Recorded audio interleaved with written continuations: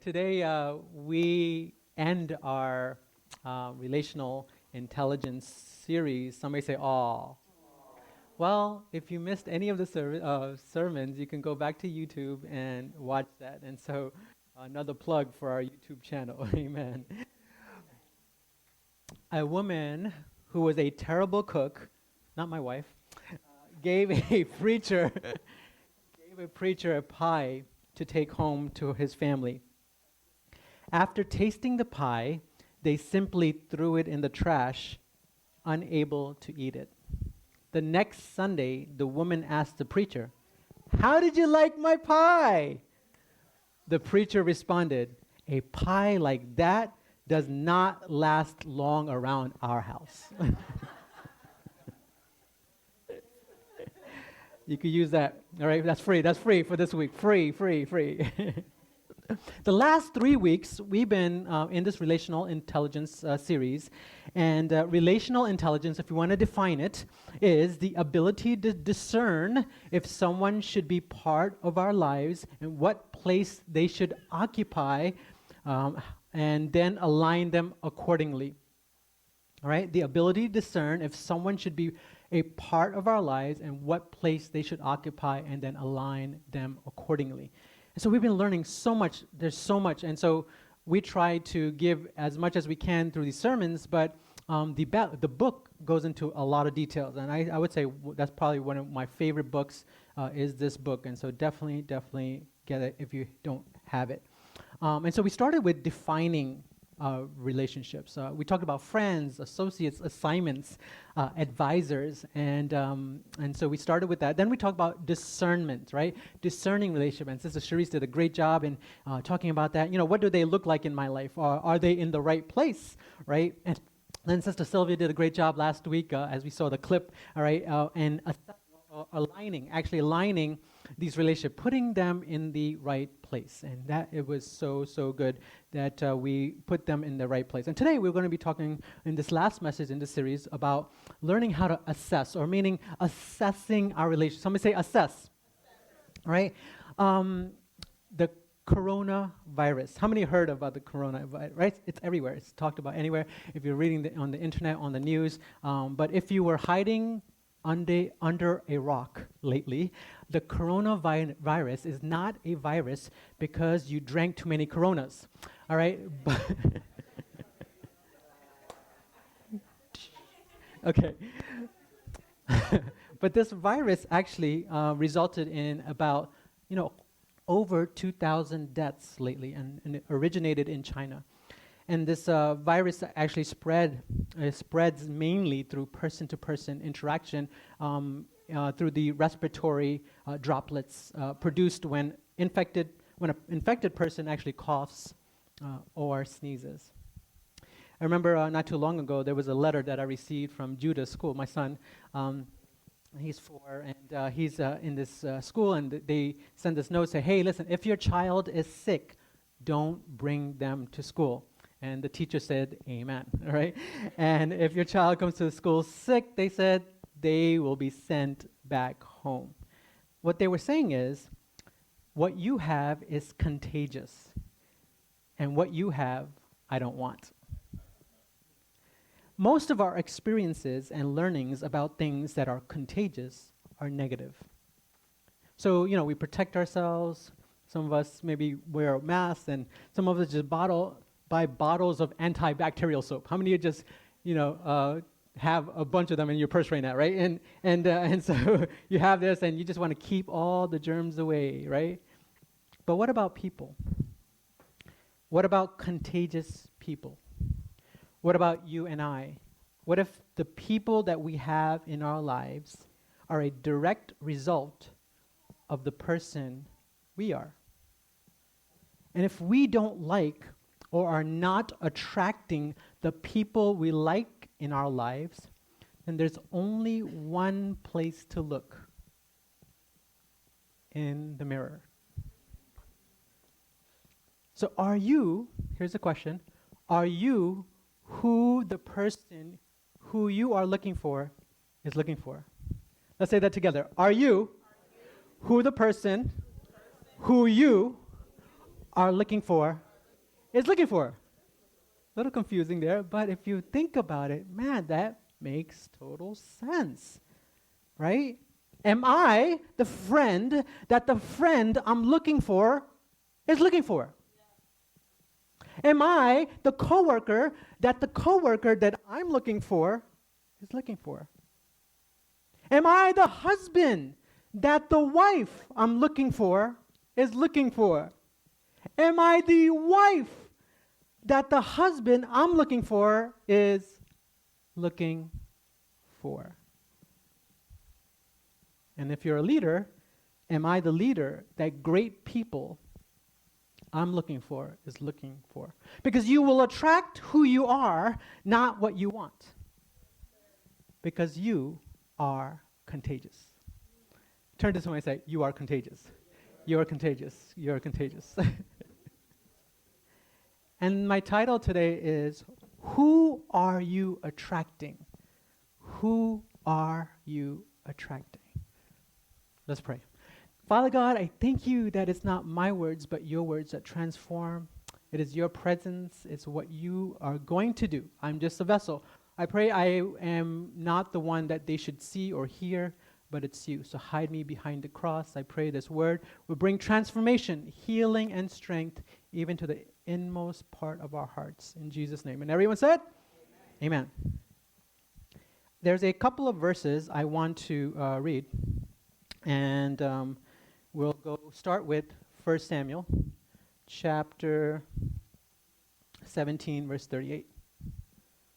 It says, Then Saul dressed David in his own tunic. He put a coat of armor on him and a bronze helmet on his head. David fastened on his sword over the tunic and tried walking around because he was not used to them. I cannot go in these, he said to Saul, because I am not used to them. So he took them off. Then he took his staff in his hand, chose 5 smooth stones from the stream, put them in his pouch of a shepherd's bag, and with his sling in his hand approached the Philistine. Let's go to the next couple of verses, and we'll start in 2 Samuel chapter 11, verse 14. In the morning, David wrote a letter to Joab and sent it with Uriah. In it, he put Uriah out in the front where the fighting is the fiercest. Then withdraw from him, so he will be struck down and die. So while Joab had the city under siege, he put Uriah at a place where he knew the strongest defenders were. When the men of the city came out and fought against Joab, some of the men in David's army fell. Moreover, Uriah the Hittite died. And the last couple of verses is 1 Samuel chapter 18, verse 1. After David had finished talking with Saul, Jonathan became one in spirit with David, and he loved him as himself.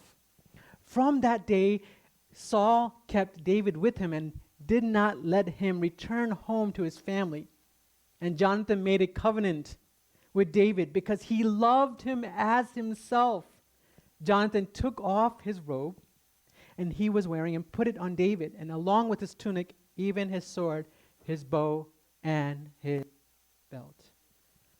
As we're looking at these verses, it all describes this one person, David. And David had many relationships, many people that would come into his life and come out of his life, come into his life and come out of his life. And they had some form of deposit, or they made some kind of change in his life. And we start with David and Saul. David and Saul. And the first place when we talk about assessing our lives, assessing our relationship, is the place where we want to be a friend, meaning the friend we'd like to be. Somebody say, the friend we'd like to be. And this focus is about change. Somebody say change. See, many of us resist change, right? We are reluctant to change. And we see in 1 Samuel chapter 17, as David comes and hears about Goliath, he comes and says, hey, who is this uncircumcised Philistine? He's meaning, hey, listen, this Goliath, who is he to talk about our God, talk about us, just give me a chance. I'm going to knock him out, right? And here he is talking and telling Saul, hey, listen, give me a chance against this Goliath. And then Saul says, okay, all right, I'll give you the chance. Since nobody else wants to fight this Goliath, I'll give it to you, right? And so he starts and says, Saul starts to dress David in his tunic. He says, hey, listen, as long as you're going to go to war, as long as you're going to go fight Goliath, you're going to need some gear because, what you're wearing is not enough, all right? All right, that's not going to cut it, all right, going against this big warrior. So he puts on this coat of armor on him. He puts his bronze helmet on his head. David fastened on his sword over the tunic and tried to walk around. And you can imagine, because Saul was very tall, right, what he was wearing did not fit him. And he was saying, and David is saying, I cannot go in these, he said. I'm not used to them, meaning this is not tested. This is not something I've tested. This is not something I'm used to, right? You may be able to walk in them. You may be able to fight in them. But me, no, I can't fight in this. I can't even walk in these. And so what Saul was saying is, this is how we've always done it, right? Do it like this. David tried something on, and he was open to change, but it didn't work for him. See, most of the time, we give in a relationship what we want in a relationship. Let me say that again. Most of the time, we give in a relationship what we want in a relationship. There's a book called The 5 Love Languages by Gary Chapman. And I love this book. And it talks about how we're loved in many different... If you think about love as a language, all right, everybody has a language when it comes to love. And so if you are from another country or if you speak another language, and if I don't understand that language, all right, we cannot connect, right? So if I say, Nindaper and Dewa, you probably don't know Pastor, what are you saying? No, see, that was the language I spoke in my language, which is Malayalam, which is South India, Kerala. All right, I said, what is your name? All right, so, but if we don't speak the same language, all right, we're not going to connect. So Gary Chapman talks about how love has a language. And if you don't speak the same language, you can be disconnected. And so he talks about how words of affirmation, acts of service, gifts, quality time, and physical touch are all love languages that we use to connect with people or in relationships. So for me, as I took this test, and I was like, wow, we're taking this test, Nish and I, and we're trying to figure out what our love languages are. And one of the things that I discovered is that I am one of acts of service. So if you ever want to bless the pastor, do something. Acts of service, right? I love acts of service. And so I'm not saying that Nisha doesn't do anything at the home. She does a lot, but I'm above and beyond a server. So I'm washing the dishes, I'm doing the laundry, I'm cleaning the house, right? That's my love language. And so what I'm saying is, all right, what I want from you is what I already do. All right? And when we talk about relationship, most of the time we're giving in a relationship what we want in a relationship. We're giving in a relationship what we want in a relationship because that's our love language. Nisha's love language, one of it is gifts, all right? And so she gave me something recently for Valentine's Day, all right? And recently she just bought something else for me. And, hey, I'll receive it, I'll take it, but that is not my love language, right? But she's probably dropping some clues to me that she loves gifts, and so I should be buying her something. You see how the reverse psychology works? So we give in a relationship what we want in a relationship. And we take what we like, we take who we are, and we place it on the other person. And we ask them to walk around with it. Meaning, we take our expectations and place it on others. So in a relationship, when I want to be a friend with somebody, and we're talking about this first point, the friend we'd like to be, right? Meaning that this is how I want to be a friend to you because that's how I want you to treat me. That's how I want what I want back, right? And so if I were to take this coat, all right, and I'm befriending somebody and say, hey, listen, why don't you take this and put it on, right? And so here I am putting it on, and you say, wow, Pastor, wait, that's not your coat. Obviously, it's not. It's way too big for me. You know what? Because this belongs to Brother Allen, right? And Brother Allen is like over 6 feet tall, right? And so he's a lot taller than me, right? And so this is not going to fit me. But if he, all right, is saying, hey, Pastor, you go ahead and live and walk in this. He's putting his expectation on me. And he wants me to live with the expectation he has of me. Saul puts his armor on David. And David's like, hey, this doesn't fit. Like, you're trying to put something on me that doesn't fit me. You're expecting me to live with your expectations, with what you want me to live, and so when we talk about a relationship in that first part, what we're saying is that I want you to fit into what, I'm sorry, Alan. I want you to fit into something. I want you to fit into what I fit into, and if you don't, I'm going to be upset and frustrated. Right? But it doesn't fit me. But I want you to fit. I want you to fit in there. No, it's not going to fit me. Why don't you give me a coat that's my size? So are you asking others to change when you're reluctant to change? Are you giving to others what you actually want, not what they actually need? I think I have to say that again. Are you giving to others what you actually want, not what they actually need? So if they're always calling you, right, then maybe they need to talk, right? And so that's what they need. If they're always wanting to go out to eat or to the movies or at home, they wanting to relax with you, maybe they need some quality time. So you have to read these things, right? And you have to understand that there are certain things that when we talk about relationships and assessing our relationships, all right, these are the things that we're learning, all right, that we cannot just take our armor, take our expectations and just place it on somebody else and make them live it and walk in it. It just doesn't fit. And David tried Saul's armor, but Saul never asked about David's staff and sling. You see how there was no reciprocity, right? There's meaning that David and Saul may have a relationship, but Saul wanted David to change, but Saul didn't want to change, right? Saul wanted David to become like him, but he never asked David about anything about David.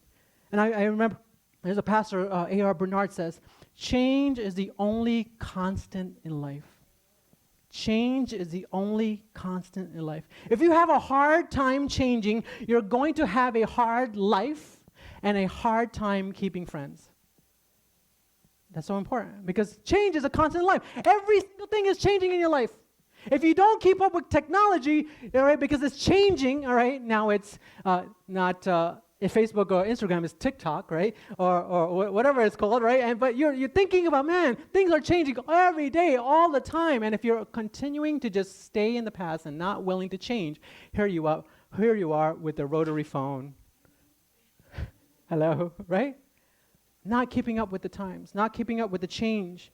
And things are always changing. Church is always changing, right? Think about it. You know, where we were 13 years ago, right, as Bethel Pentecostal Church, changed to Bethel Gospel Center, changed to Bridge Church. Man, a lot of changes. People are here that weren't here 13 years ago. People are not here that were here 13 years ago. Constant changing. And unless you keep up with the change, right, you're not going to keep, you have a hard time keeping friends. You have a hard time with your life. And so you have to be open to change. And Saul was not open to change.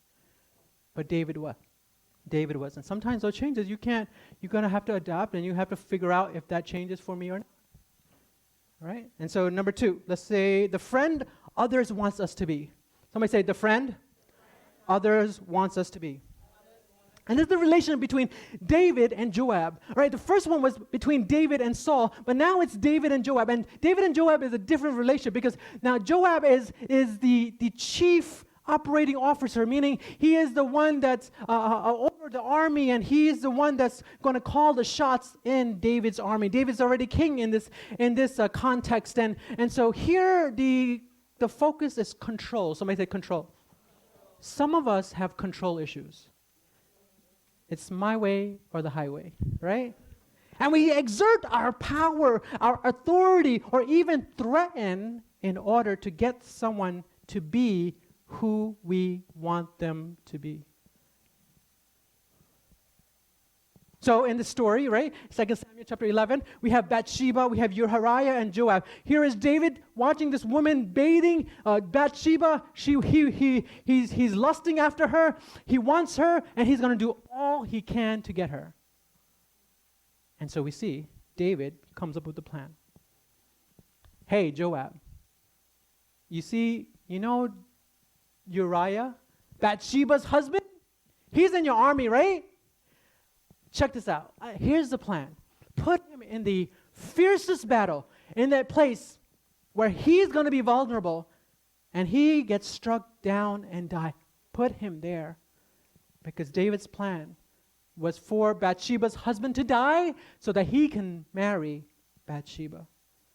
And this was all about control, right? And what happened? What did Joab do? He actually did it.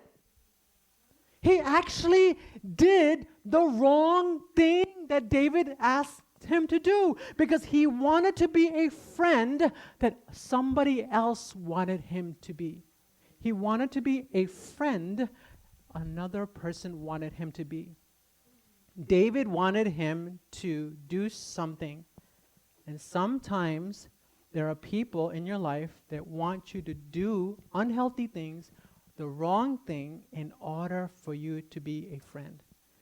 And sometimes you just got to say no. Say, that's not the kind of friend that I need to be for you.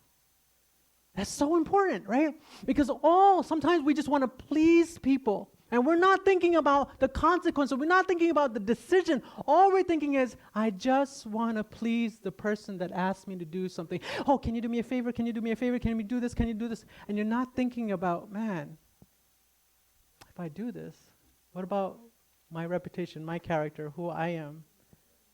You may want me to do it, and you may say, wow, great job, you're my friend, right? And there are people who want you to be a certain person because of what they can do for you. Because of what they can do for you. That's control. And they can control you based on authority, based on that relationship, based on whatever figure they are to you. And you may feel vulnerable in that position where you have to make these decisions, but not every friendship is a healthy relationship if you have to be controlled. And if someone is exerting their power and authority or even threatening you to be someone you are not. Here's a last point. The friend, somebody say the friend. God needs us to be. Yes, the friend God needs us to be. And this is the relationship between David and Jonathan. We saw David and Saul, right? Here's a friend that the expectations, and he wants, this is the friend that the one I want to have in my life, and he's the one that I want to be like, or we'd like to be, the friend we like to be. And then the second one was the friend others want us to be. And here's the thing, what about the friend that God needs us to be? And that is the relationship between David and Jonathan. And here the focus here, if you go to the next slide. If you go to the next slide. Yeah, it's correction. Somebody said correction.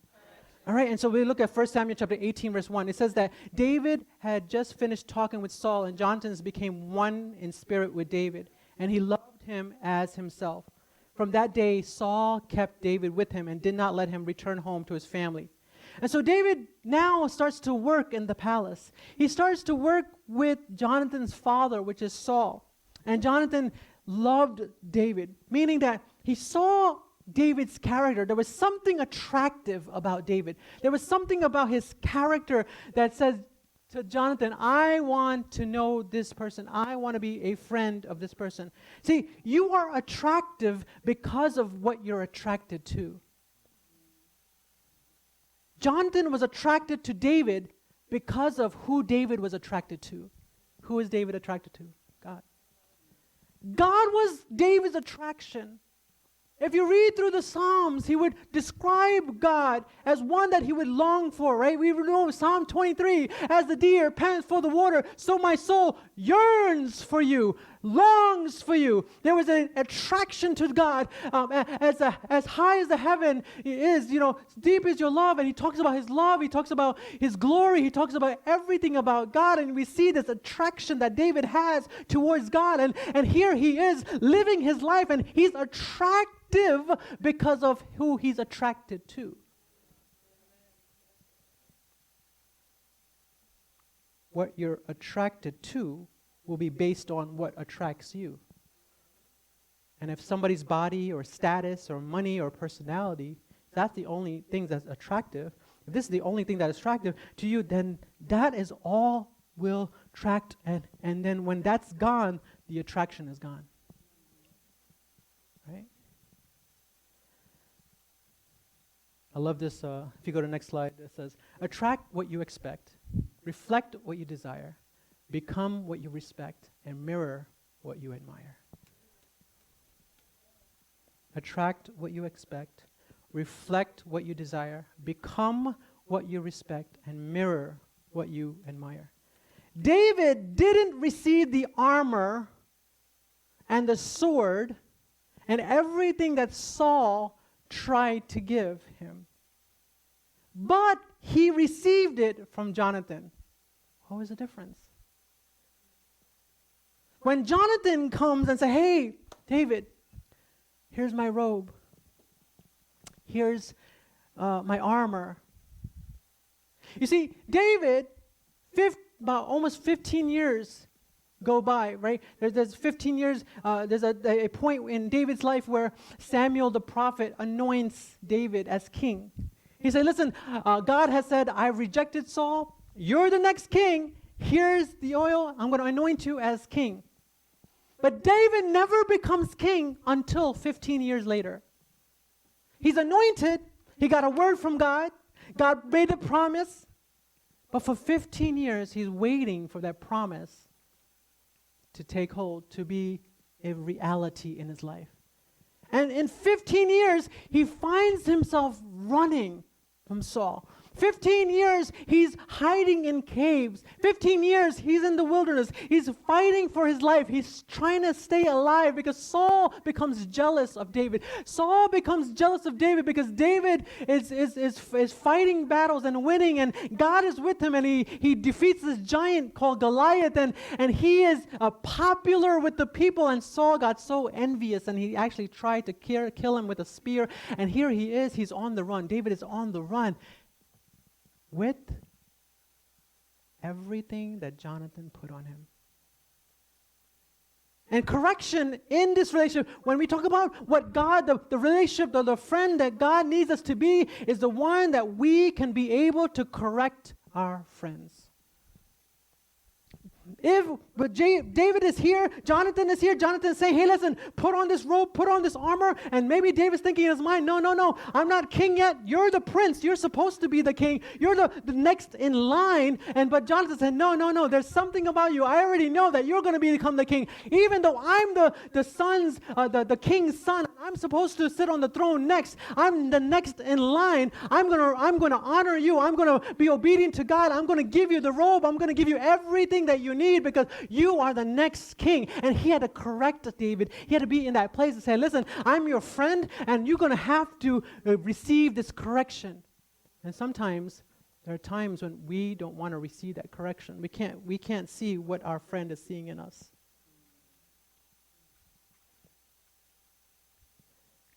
David was a shepherd. He used to have shepherd duties, but now he's working in a palace. He just killed Goliath. He earned his reputation as David's friend Jonathan recognized the king in David, even if Saul didn't, and David didn't even feel qualified. He didn't feel qualified. What is this that this king Saul is trying to kill me? Here I am, I'm running for my life, trying to save my life, trying to hide in caves and do all this, and you're saying that I'm going to be king? And Jonathan was saying, take off what you have on and put on what you're supposed to wear. Take off what you have on and put on what you're supposed to wear.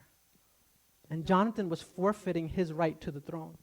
You see, the friend God needs us to be are the ones that are willing to give up our rights or our rights to help our friend.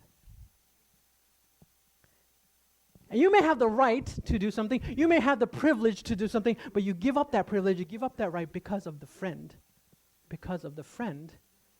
that God put in your life to help.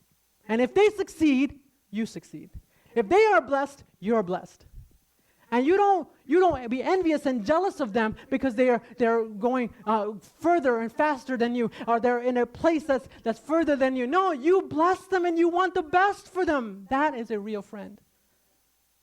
And correction is best received out of love. When Saul tried to correct David, he didn't receive it. But when Jonathan corrected David, he did receive it. Why? Because there was a covenantal love. There was a love between Jonathan and David that Saul and David never had.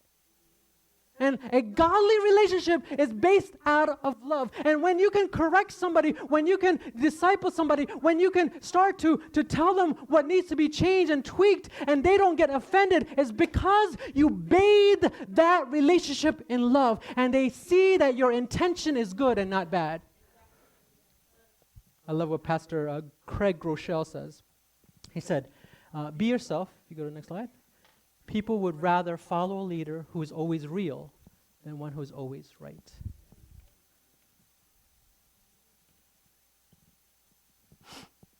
People would rather follow a leader who is always real than one who is always right.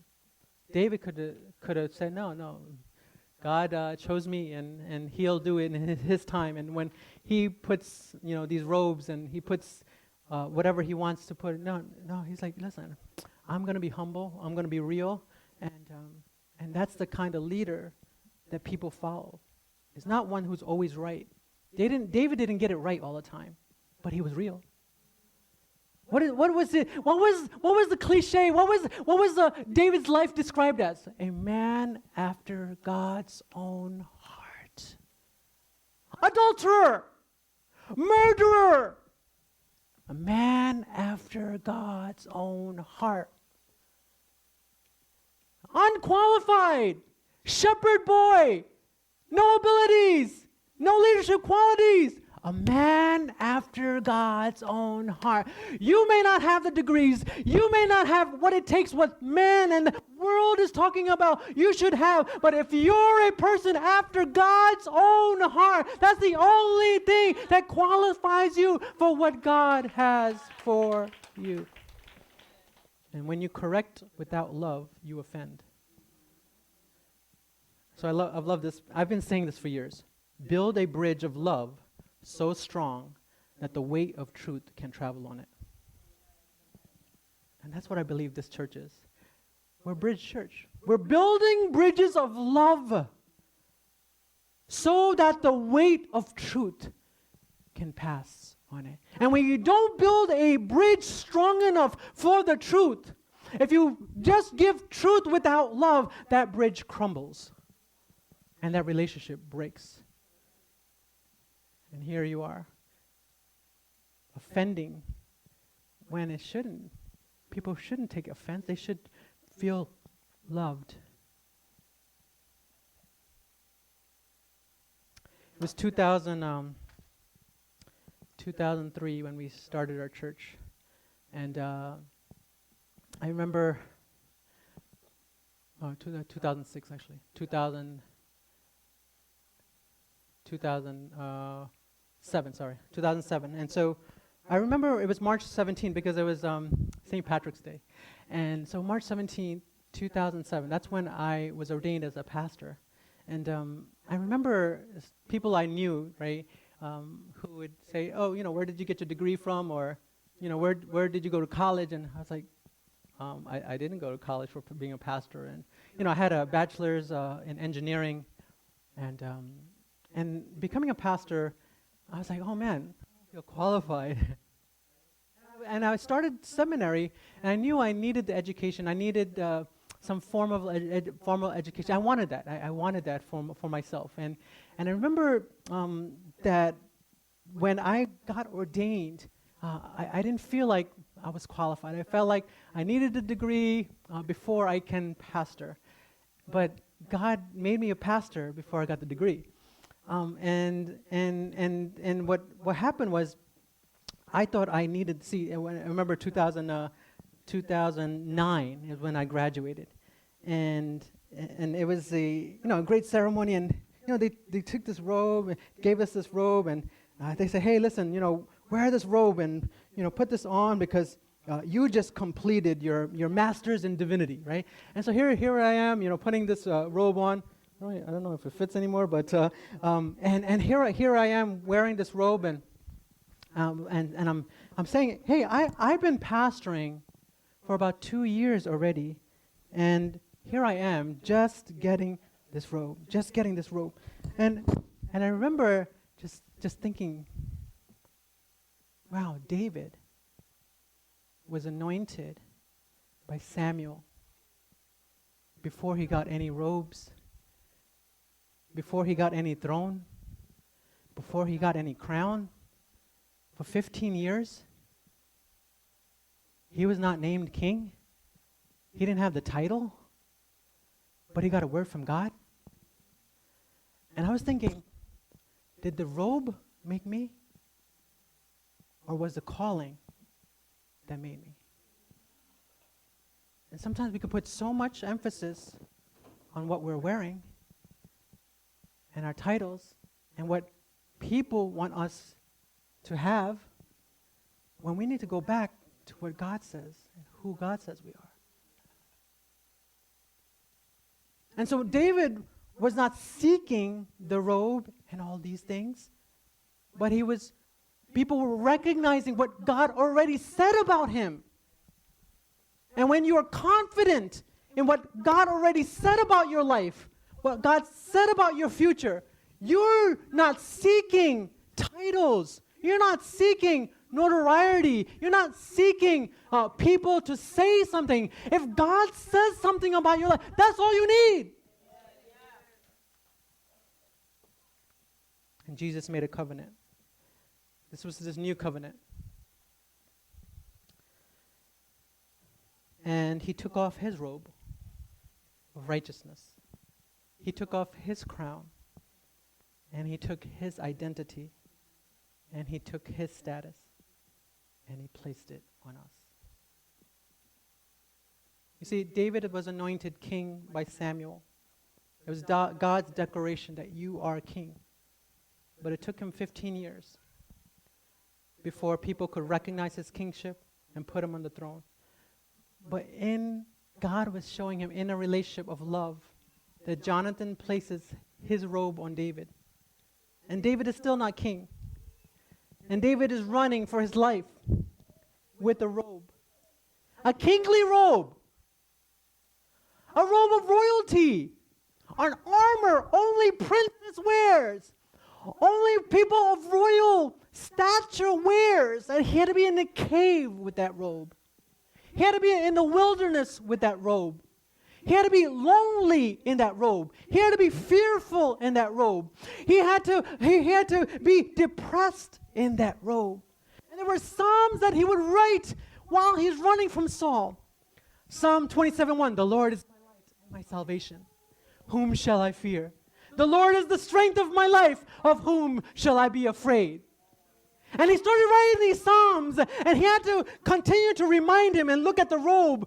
This is what God said. This is what God said. And here we are, running for his life and trying to save his life, trying to be in the wilderness, depressed, oppressed, and saying, wow, I never know what's going to happen tomorrow. I may lose my life, but I got to be reminded of who I am. Reminded of who I am. I got to look at my robe, look at who I am, look at my crown, look at this armor. I've been reminded. I have to remind myself who I am. I remind myself of the identity, remind myself of the calling, remind myself of who I am, who he said I am. I have to remind myself, because where I am, and as of yet, it doesn't negate what he already said of me.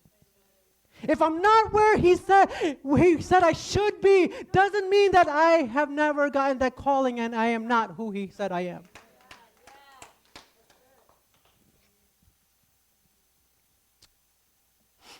Let's all stand. Isaiah chapter 53, verse 2. Isaiah describes Jesus as he's crucified. And he says that he had no beauty. Jesus had no beauty or majesty to attract us to him. He was on the cross, nailed in his hands, nailed in his feet, whipped on his back, and a crown on his head of thorns. And they describe him that he actually did not look human. Can you imagine what someone would look like if they were not looking as a human? Because if you put those crowns on your skull, your face starts to blow up.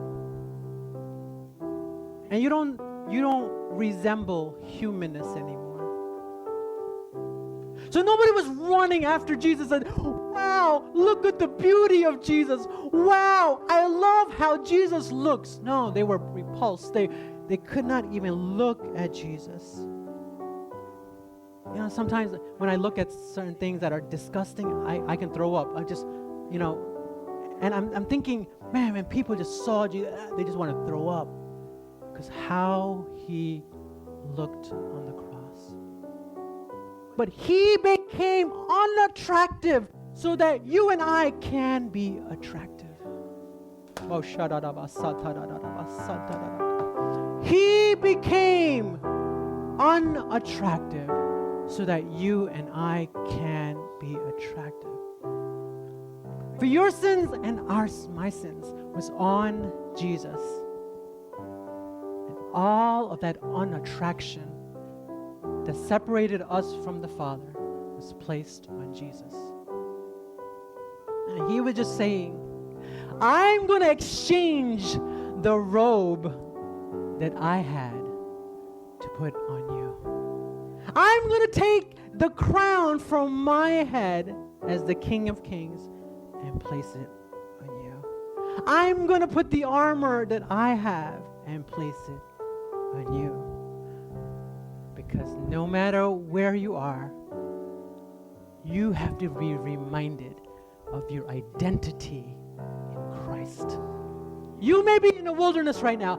You may be running. You may be in a cave by yourself. You may be feeling depressed, but be reminded of who you are. Look at the robe. Look at the cross. Said, my identity is not related to where I am physically, but what he did 2,000 years ago on the cross. And that doesn't change anything. Jesus. And so you may have been abused in relationships. People may have controlled you. Maybe you were the controlling one. Maybe you were the abuser. And all relationships in your life have been just messed up. From your father to your mom to boyfriends and girlfriends and husband and wife, and you got divorced, and here you are, just totally messed up. And you say, who wants me? Oh, thank you, Jesus, that you want me. I may not look attractive to a lot of people, but I am attracted to God. God sees me in the beauty of his holiness. God, help me to see myself as you see me. Help me to see myself as you see me. As Jonathan saw David, oh God, Jesus sees me and places his robe of righteousness. Just as I never sinned, just as I never sinned, all my past, all my present, all my future sins, all of it gone. Wiped away, clean, forever and ever and ever. That's my Jesus. Holy is your Lamb. Holy is the name. Holy is your name. And here's an exercise I want you to do. If God is working on your heart, if God is speaking to you, and if this message resonated with you at all, here's what I would like you to do. As just a physical representation of an exchange. Just coming to the altar and saying, God, I exchange the filthy rags. I exchange all of who I'm not, all the expectations, all of the abuse, all of the control, all of the things, and I receive your robe. I receive your robe of righteousness. I receive the crown that you place on me. I receive all of your goodness, and that's what I want. And so I believe healing is taking place right now. God is healing your heart and making you whole.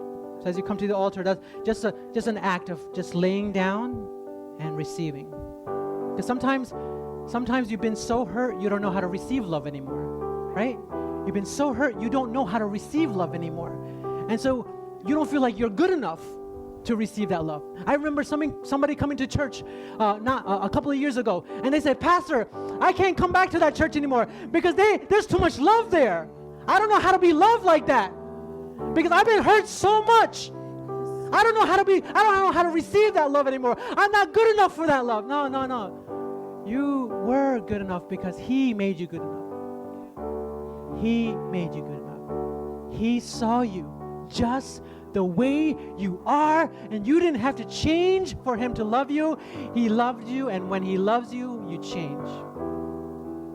So it's an act of laying down. I lay down all of this hurt. I lay down all of this guilt. I lay down all of the shame. I lay down all of these expectations that's been placed on me and the expectations that I placed on other people in my life. And I lay it down and I receive the only thing that you will require me to carry is the robe of righteousness, the crown that you placed on me. And anywhere I go, everywhere I am, I'm reminded who I am. I'm reminded of the robe that I'm going to hold on to that robe. No one can take it away from me. Nobody, not my mom, not my father, not my boyfriend, not my girlfriend, not my wife, not my kids. Nobody can take it away because nobody gave it to you. Only Jesus gave it to you. And He'll never take that away from you. That's my robe. That's my robe. And it reminds me who I am. And so as we sing, as we worship, may that be your sacrifice of praise today. I lay down everything and I pick up the robe. I pick up the robe.